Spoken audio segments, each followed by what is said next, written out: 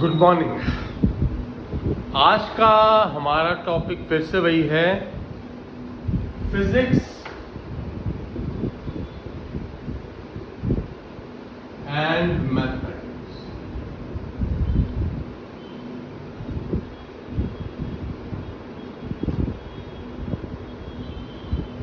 आज हम फिर से वही समझेंगे कि मैथमेटिक्स से कौन कौन से फंडामेंटल्स हैं जो फिजिक्स में बहुत इंपॉर्टेंट है।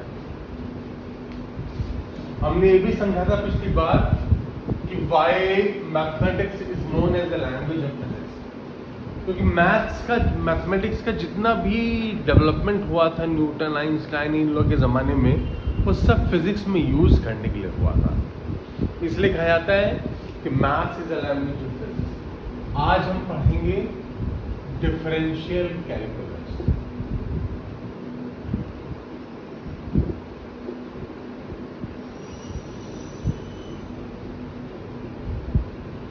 फिर सेकेंड टॉपिक हमारा क्या है? सेकेंड टॉपिक है मैक्सिमा एंड मिनिमा।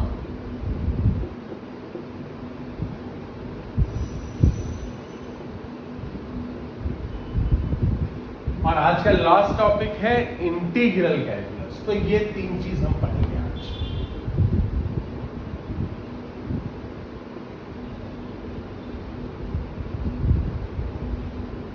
तो हम समझ गए हैं, पिछले चैप्टर्स में हम लोग वेक्टर अलजेब्रा, ट्रिगोनोमेट्री ये सब समझे थे। अब आज के लेक्चर में हम ये तीन टॉपिक कवर करेंगे।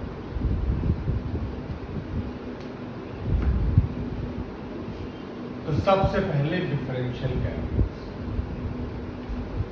डिफरेंशियल कैलकुलस में ये भी कहा जाता है कि dy by dx is a rate major.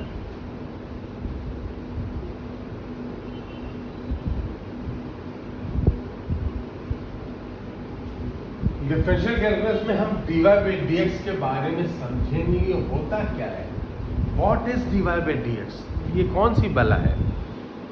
तो हम समझेंगे कि dy by dx as a rate measure differential calculus. सबसे पहले हम एक डायग्राम बनाते हैं जिससे हम समझ सकें कि ये सब भैया differential calculus dy by dx होता है क्या। तो हम समझते हैं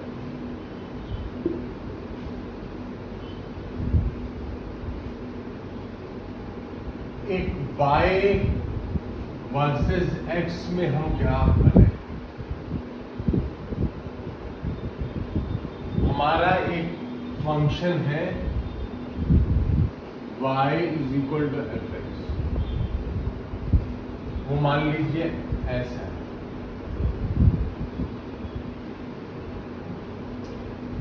अब हमें समझना है कि इस स्लोप का टेंजेंट क्या होगा। ये स्लोप होता क्या है, टेंजेंट होता क्या है, ये dy by dx होता क्या है। तो सबसे पहले हम एक पॉइंट बनाते हैं ग्राफ।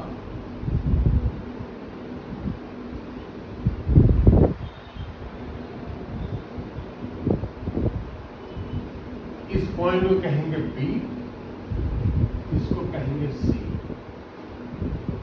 अब यहां से हम अगर हम एक लाइन बनाते हैं,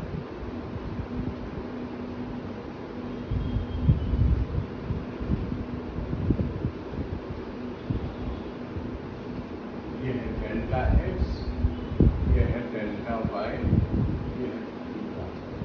तो हमने देख लिया है कि del y by del x is equal to tan theta. पर हम ये भी देख रहे हैं कि ये जो लाइन है BC, ये टेंजेंट नहीं है कर्व। तो हम डेल x को अप्रोचिंग 0, तब हम देखेंगे कि ये BC लाइन ऑलमोस्ट टेंजेंट होगी इस कर्व से। तो उसको लिखेंगे dy by dx। इसलिए हमने पढ़ा था कि dy by dx is a rate measure of y with respect to x।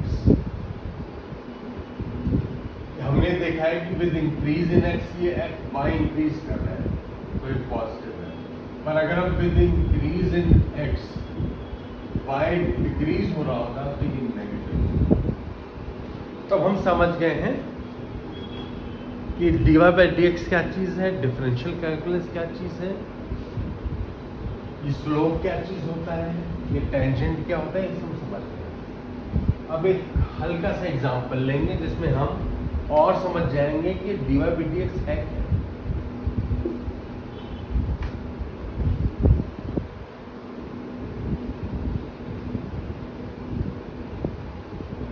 हम एक स्क्वायर लेते हैं, इसका लेंथ है l, हाइट है l, एरिया क्या होगा l स्क्वायर। पर अगर हम इसका लेंथ हल्का सा बढ़ा देते हैं, डेल्टा l,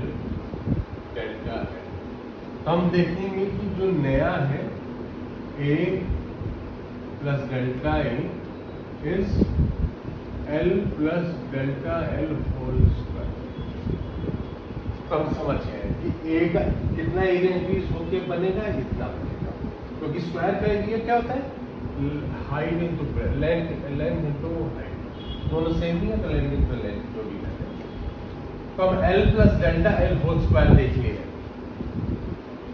अब हम क्या करते हैं, हमें पता है कि a क्या है, l square plus delta a is equal to l square plus 2l delta a plus delta l whole square. ये कर दिया।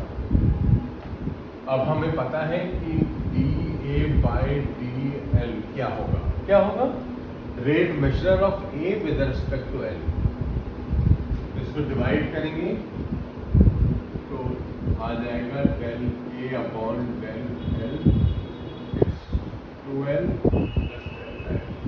और हमने अगर फिर डेल्टा l इज अप्रोचिंग 0 तो ये dA बाई dl हो गया और ये 0 यानी कि इक्वल टू 2l। तो हमने एक एग्जांपल से समझ भी लिया कि कैसे हम rate measurer, slope, tangent, differential coefficient of A with respect to L या फिर डेरिवेटिव ऑफ ए भी कहा जाता है इसे। हम समझ गए, हमने निकाल भी लिया D A by D L 2l आता है।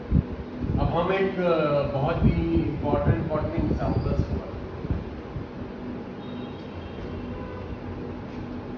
अगर फंक्शन है x n तो dy बाई डी एक्स क्या होगा, n x n माइनस। अगर साइन x है तो cos x, अगर cos x है तो माइनस साइन x, अगर tan x है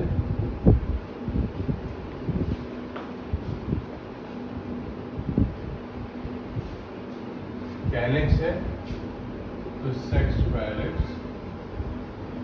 cot x है तो minus cos x square x, अगर sec x है तो sec x tan x, अगर cos sec x है तो उसका डिवाइड डी एक्स क्या होगा, minus cos sec x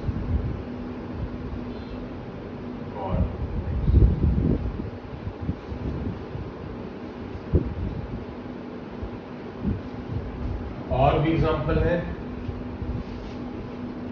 ln x का differential coefficient dy by D X rate measure या डेरिवेटिव क्या होगा 1 upon x, e to power x का क्या होगा सिर्फ e to the power x। तो हमने बहुत सारे एग्जांपल्स देख लिए, ये सब याद रखना बड़ा ज़रूरी होता है, इक्वेशंस में काम आते हैं। अगर हम किसी एग्ज़ाम में बैठे हैं और हमें डिफरेंशियल खुद से निकालना पड़े तो बहुत टाइम लगेगा, 20-25 मिनट लग जाएंगे। इन्हें याद रखना बहुत इम्पोर्टेंट चीज़ है, काम आता है एग्जाम्स में, क्वेश्चन सॉल्विंग में।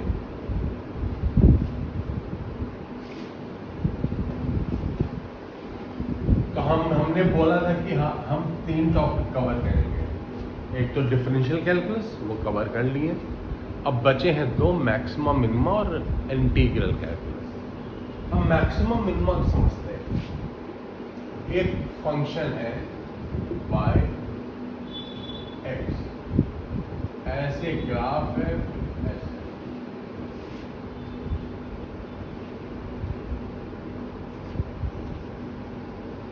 तो हम देखते हैं कि ये यहाँ पे जहाँ पे मैक्सिमम है वहाँ स्लोप 0 है, जहाँ मिनिमम है वहाँ स्लोप 0 है। पर एक चीज ध्यान दीजिए, यहाँ पे पहले स्लोप पॉजिटिव था फिर नेगेटिव हो गया, यहाँ पे स्लोप पहले नेगेटिव था फिर पॉजिटिव हो गया। तो हमने देख लिया कि मैक्सिमा के लिए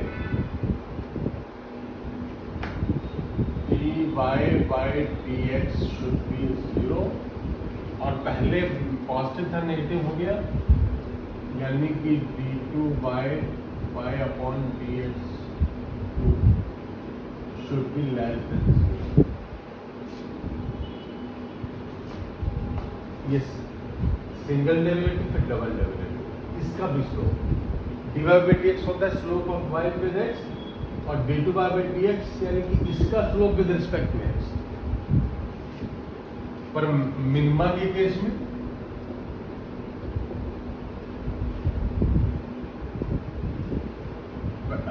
स्लोप तो 0 है, पर पहले नेगेटिव था फिर पॉजिटिव, यानी कि dy by dx should be equal to 0 और d2y upon dx2 should be greater than 0, क्योंकि पहले नेगेटिव था फिर पॉजिटिव हो गया, slope should be greater than 0। तो हम समझ गए हैं कि ये डिफरेंशियल कैलकुलस क्या है, मैक्सिमम मिनिमा क्या है।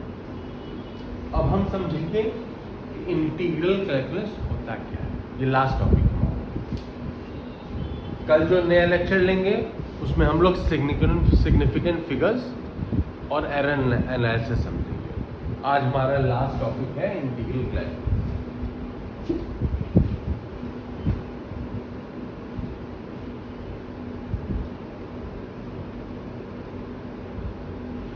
इंटीग्रल कैलकुलस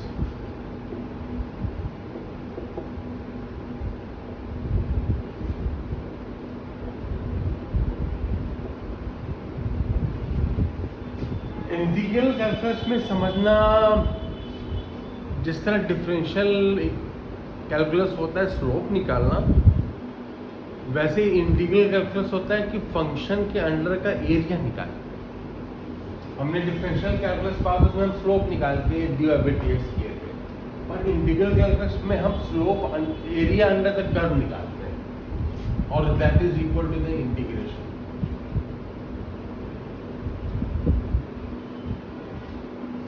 ये y है x, अगर ऐसे ड्रॉ कर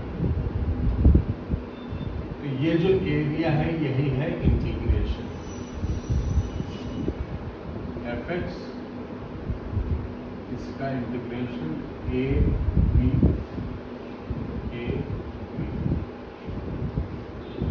डॉट dx इज,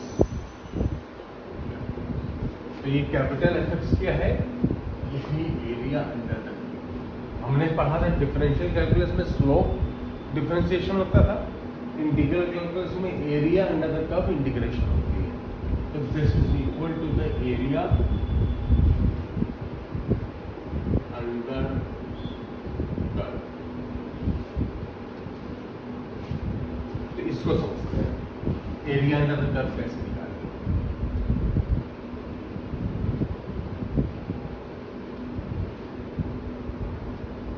इसको बहुत सारे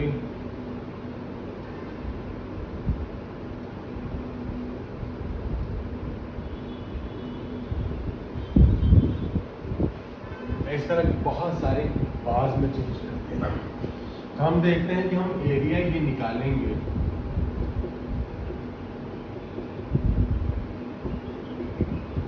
तो हमारा एरिया कम निकल जाएगा, पर ये पोर्शन मिस हो रहा है।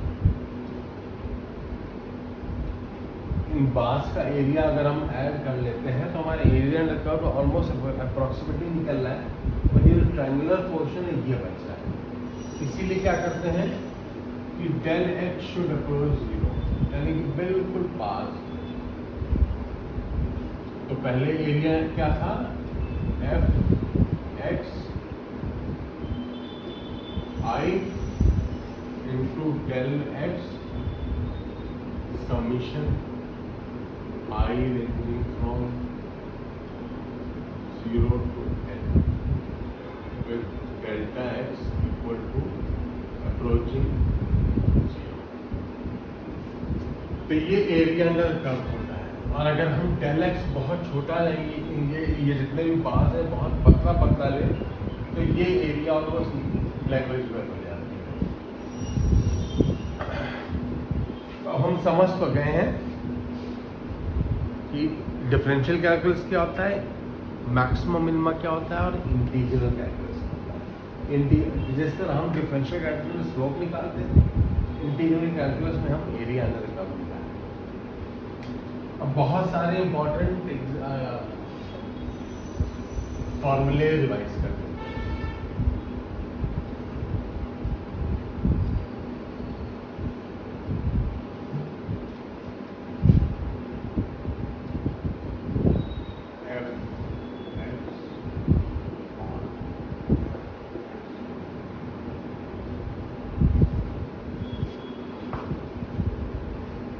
cos x का क्या होगा, sin x minus sin x का क्या होगा, माइनस cos x।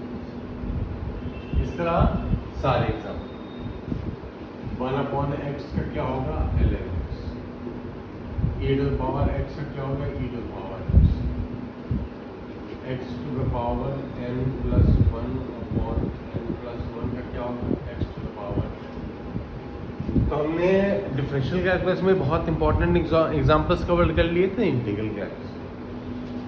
तो नेक्स्ट टॉपिक में हम क्या पढ़ेंगे, बहुत इंपॉर्टेंट टॉपिक पढ़ेंगे, सिग्निफिकेंट फिगर्स और एरर एनालिसिस। आज के लिए इतना ही, कल मिलते हैं।